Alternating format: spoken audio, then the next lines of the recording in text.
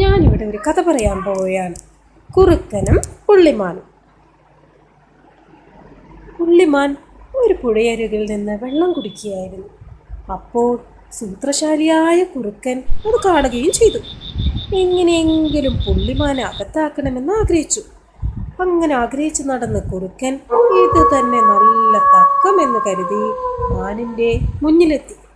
അവൻ മാനുമായി അടിപിടി കൂടാൻ തുടങ്ങി. അവൻ പറഞ്ഞു, ഇത് എന്ത് പുഴയാണ്? ഇതിലെ വെള്ളത്തിന് ഞാനാണ് അവകാശി. ഇത് മറ്റാർക്കും കുടിക്കാൻ പറ്റില്ല. കുടിച്ചാൽ അതുകൊണ്ട് നീ കുടിച്ച വെള്ളം എനിക്ക് തിരിച്ചു നൽകണം. ബുദ്ധിമാനായ പുള്ളിമാൻ പറഞ്ഞു, അല്ലയോ കുറുക്കച്ച, ഞാൻ കുടിച്ച വെള്ളം തിരിച്ചു നൽകാനാകില്ല. പകരം ചേട്ടൻ എൻ്റെ പിൻകാലിൽ നിന്ന് അല്പം ഇറച്ചി കടിച്ചെടുത്തോളൂ. കുറുക്കച്ചാർക്ക് സന്തോഷമായി. അവൻ വേഗം മാനിൻ്റെ പിൻകാലിൽ കടിക്കാനെത്തി. പുള്ളിമാൻ ഒറ്റ ചവിട്ട് കുറുക്കച്ച മൂക്കും കുത്തി താഴെ വീണു. പിന്നീട് ഒരിക്കലും കുറുക്കൻ പുള്ളിമാനെ ആഗ്രഹിച്ചിട്ടില്ല. Okay, thank U.